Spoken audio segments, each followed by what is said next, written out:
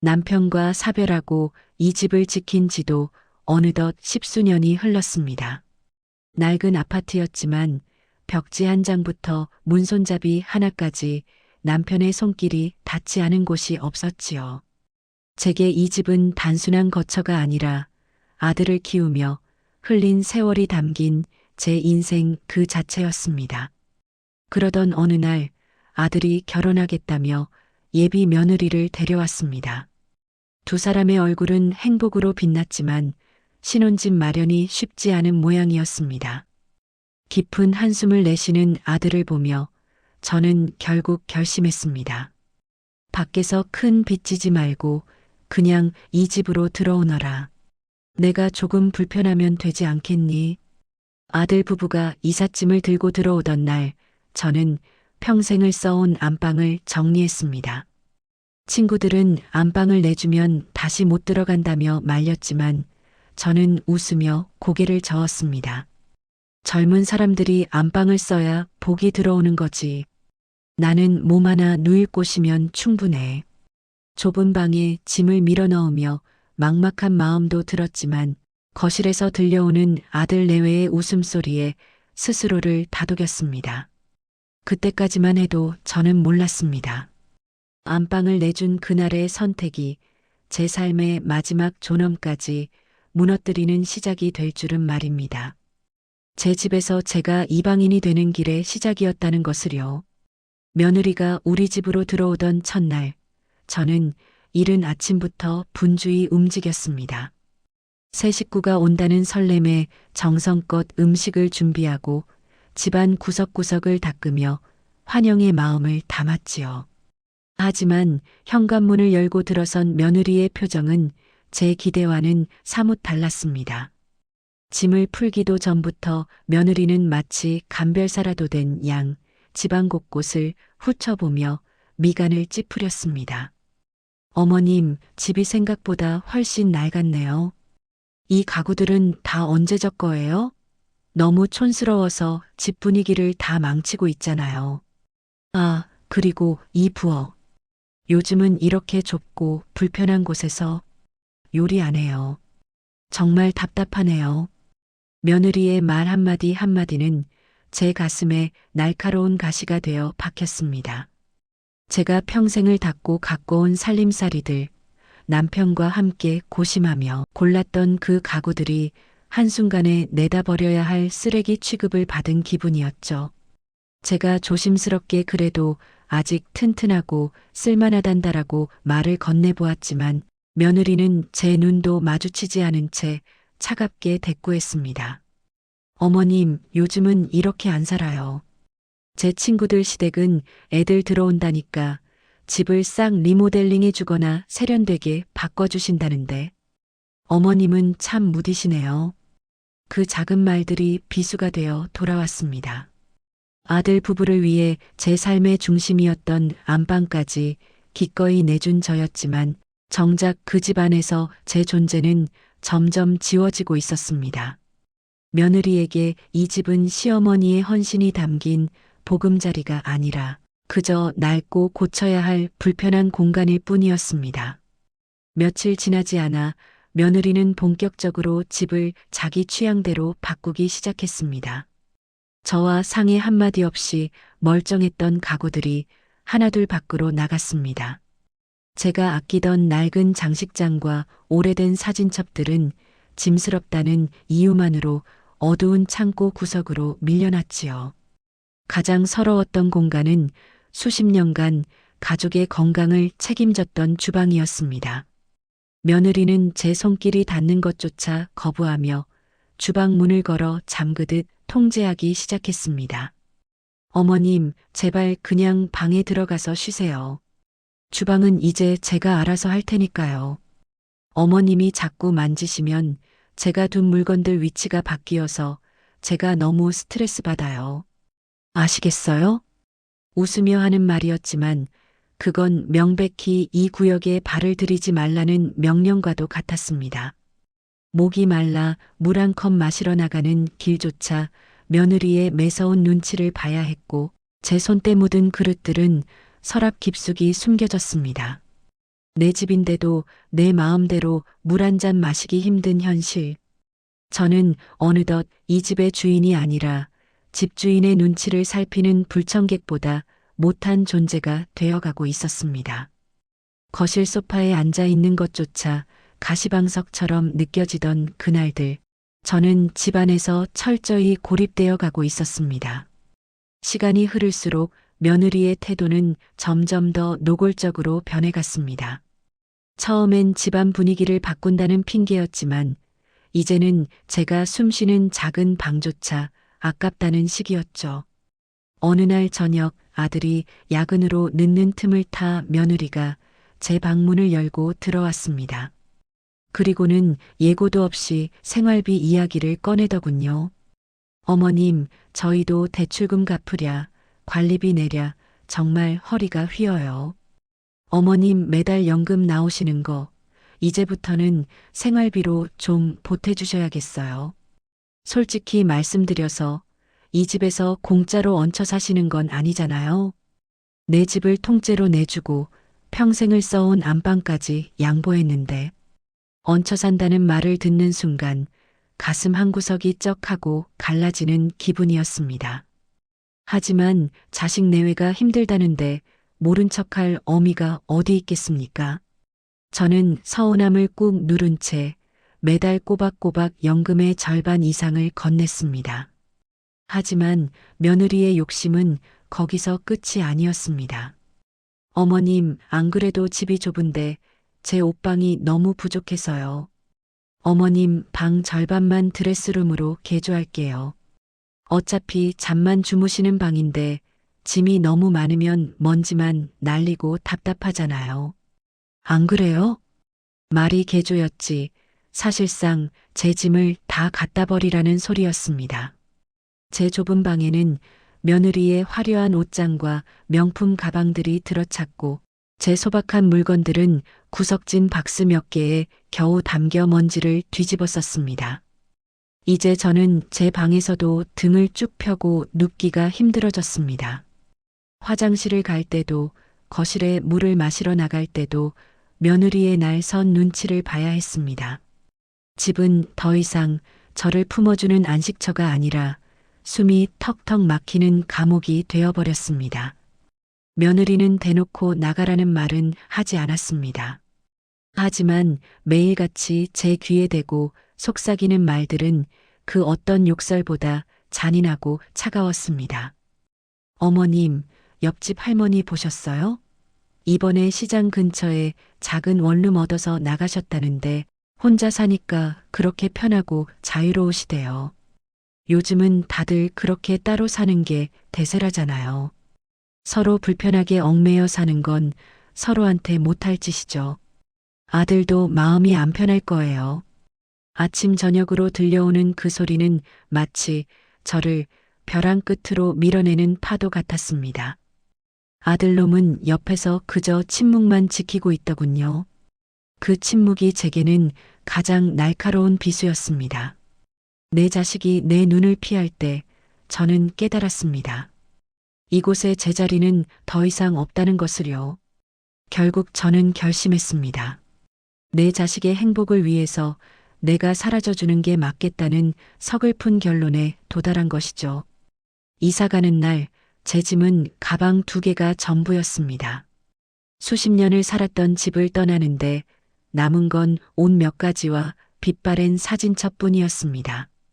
며느리는 제가 나가는 그 순간에도 어머님 가셔서 연락 자주 하세요.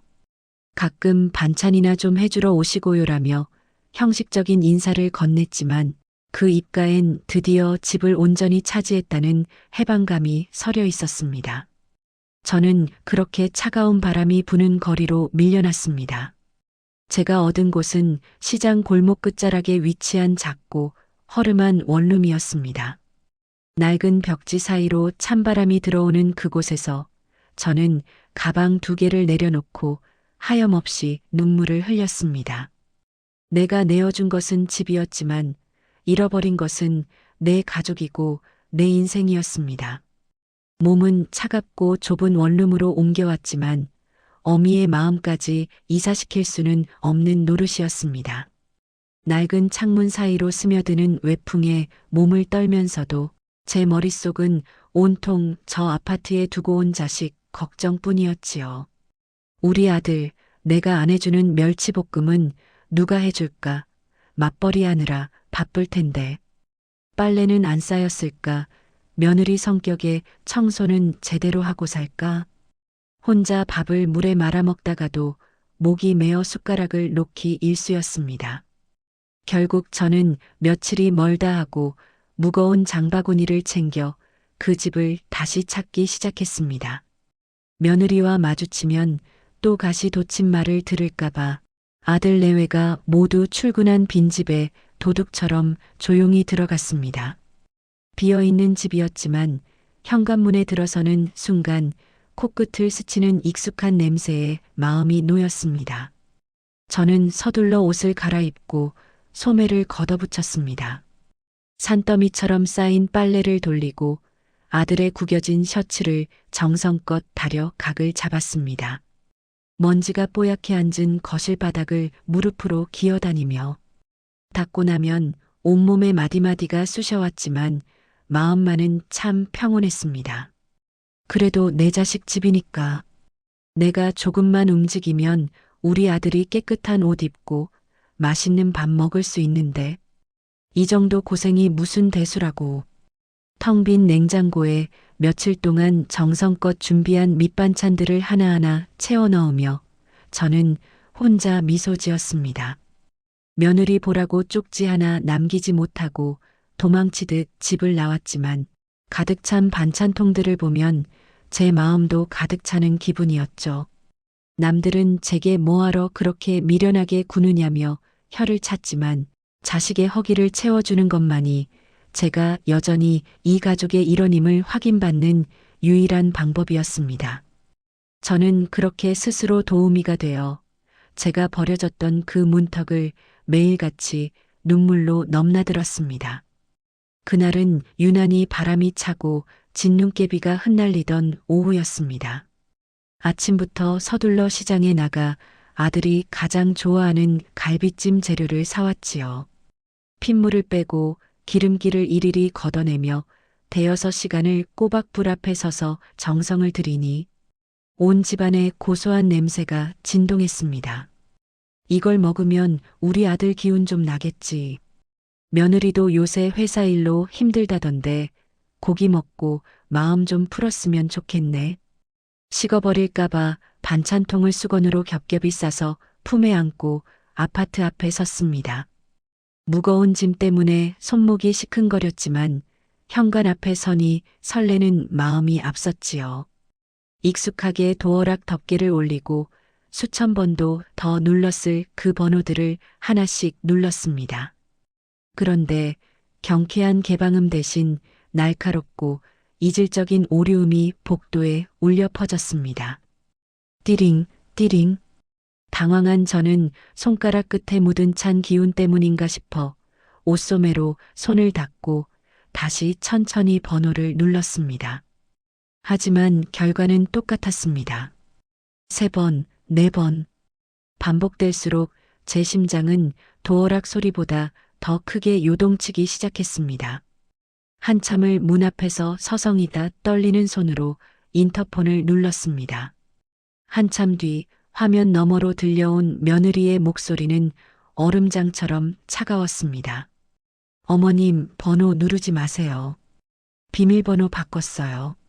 제가 채 입을 떼기도 전에 며느리의 말이 이어졌습니다. 앞으로는 오시기 전에 미리 연락하고 허락받고 오세요. 저희도 퇴근하고 오면 쉬고 싶은데 예고 없이 누가 들어와 있으면 사생활이 없어서 너무 스트레스 받거든요.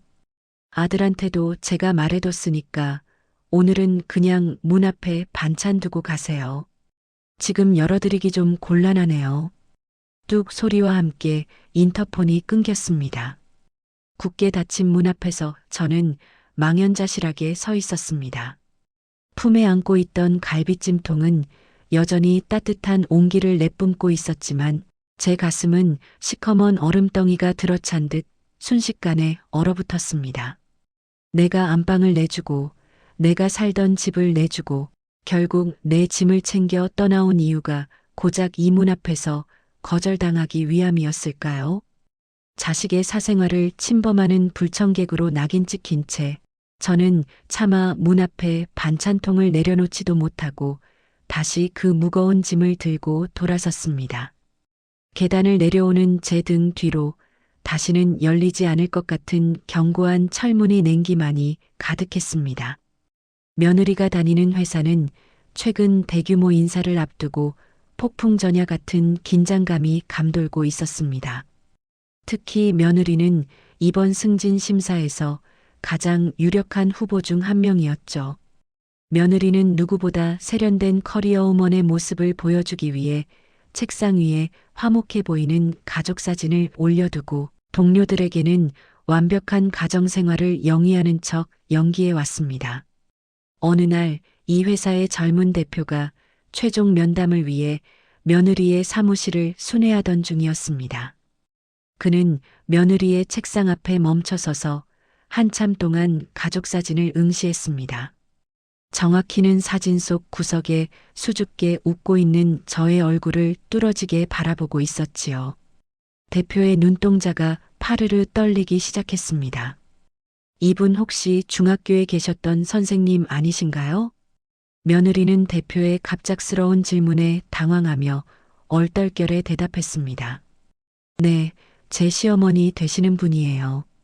예전에 선생님이셨다고 들었어요. 대표의 표정이 순식간에 엄숙해졌습니다. 그는 사진에서 눈을 떼지 못한 채 나지막한 목소리로 혼잣말하듯 덧붙였습니다. 이분이 맞군요.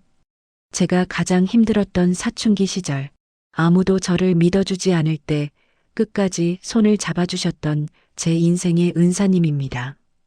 저분이 없었다면 지금의 저도 없었을 겁니다. 며느리는 대표의 반응에 속으로 쾌재를 불렀습니다. 아, 이제 승진은 따놓은 당상이구나. 시어머니가 이런 인맥이 될 줄이야. 라고 생각하며 애써 가식적인 미소를 지어 보였습니다. 며느리는 면담 내내 어머님이 집안일을 도와주셔서 저는 커리어에 집중할 수 있다고 자랑하듯 말했습니다. 하지만 대표는 며느리의 그 미소 뒤에 숨겨진 진실을 아직 모르고 있었습니다.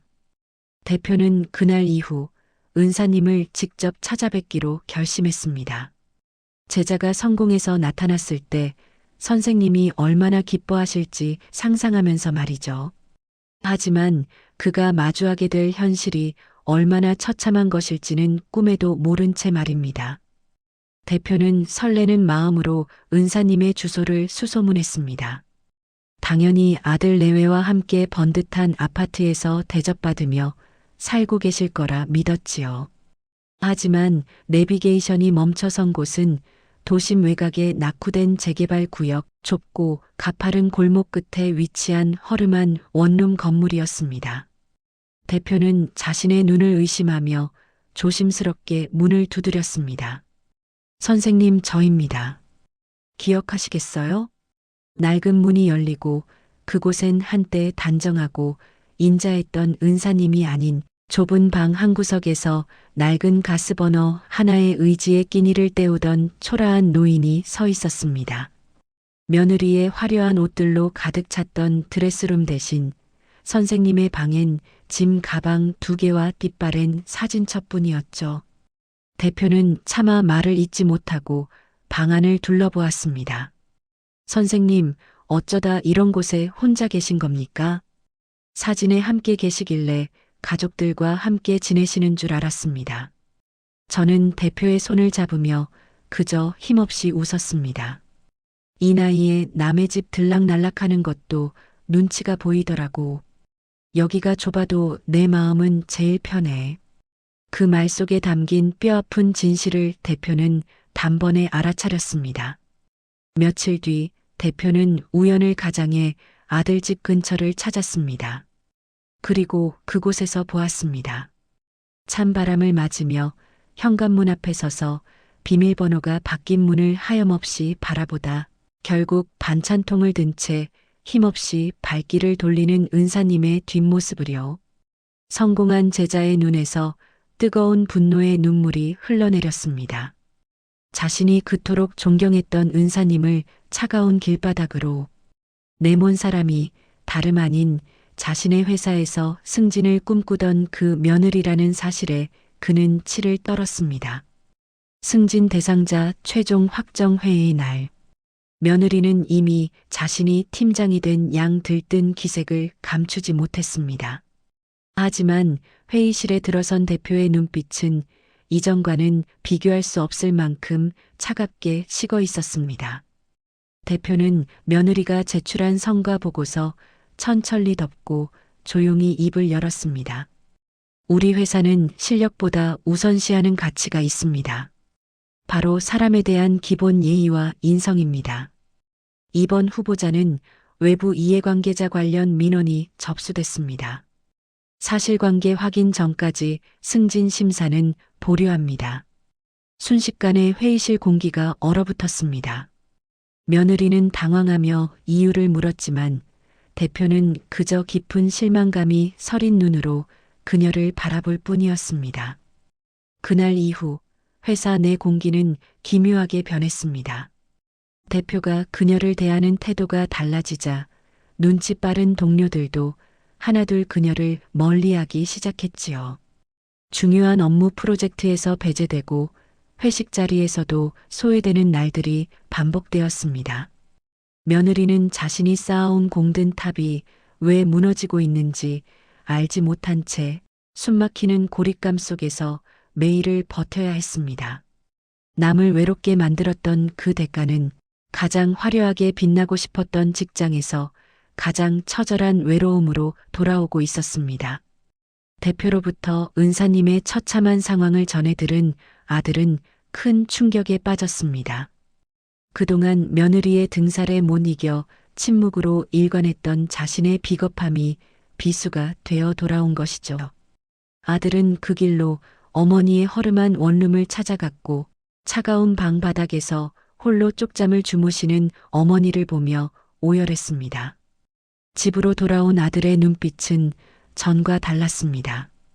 대표님이 직접 보셨대. 엄마가 문 앞에서 돌아서는 걸. 비밀번호까지 바꿨다며. 그 연세에 그 추운 원룸에 내몰고 당신은 이 넓은 안방에서 잠이 와. 아들의 갑작스러운 불호령에 며느리는 당황하며 소리쳤습니다. 나도 사람인데 스트레스 받아서 그랬어요. 다 우리 편하자고 한 일인데. 왜 이제 와서 나만 나쁜 사람 만들어요? 하지만 아들은 더 이상 흔들리지 않았습니다. 우리 편하자고? 아니, 당신만 편하자고 한 일이겠지. 내 어머니가 문 밖에서 갈비찜통을 들고 서 계실 때 당신은 안에서 사생활 타령이나 하고 있었어. 두 사람의 고성은 밤늦도록 이어졌고 그동안 며느리가 쌓아 올린 가식의 벽은 처참하게 무너져 내렸습니다. 집안의 온기는 완전히 사라졌고 며느리는 회사에서의 고립에 이어 가정에서조차 설 자리를 잃게 되었습니다. 자신이 내쫓았던 시어머니의 외로움이 이제는 그녀 자신의 방안을 가득 채우기 시작했습니다. 결국 아들 부부는 당분간 시간을 갖기로 하며 별거에 들어갔습니다. 아들은 며느리에게 우리가 무엇을 놓치고 살았는지 진심으로 돌아보라는 말을 남겼고 며느리는 회사에서도 가정에서도 철저히 혼자가 된 채 뒤늦은 후회의 시간을 보내게 되었습니다. 며칠 뒤 아들은 다시 어머니를 찾아왔습니다. 그는 문을 열자마자 무릎을 꿇고 제 손을 붙잡았습니다. 엄마 이제 집으로 돌아오세요. 이번엔 제가 엄마의 자리를 지켜드릴게요. 저는 한참 동안 아무 말도 하지 못했습니다. 그저 아들의 손을 가만히 잡은 채 천천히 고개를 저었습니다. 지금은 바로 들어갈 수는 없겠다. 엄마도 생각할 시간이 좀 필요하다. 아들은 아무 말도 하지 못한 채 고개만 끄덕였습니다. 기다릴게요, 엄마. 얼마든지 기다릴게요. 아들이 돌아간 뒤 저는 작은 방 한가운데에 앉아 한참을 생각했습니다. 책상 위에는 아들이 두고 간 집 열쇠가 조용히 놓여 있었습니다. 그 열쇠를 바라보며 저는 처음으로 제 마음이 어디에 있는지 스스로에게 물어보았습니다. 세상 사람들은 말합니다. 집은 넓어야 편하고 가구는 비싸야 좋다고요. 하지만 제가 평생을 살며 배운 진실은 다릅니다. 집은 건물의 크기로 사는 게 아니라 서로를 보듬는 마음의 크기로 사는 곳이었습니다. 여러분이라면 다시 그 집으로 돌아가시겠습니까? 그곳이 진정한 안식처가 될 수 있을지 저는 아직 답을 찾는 중입니다.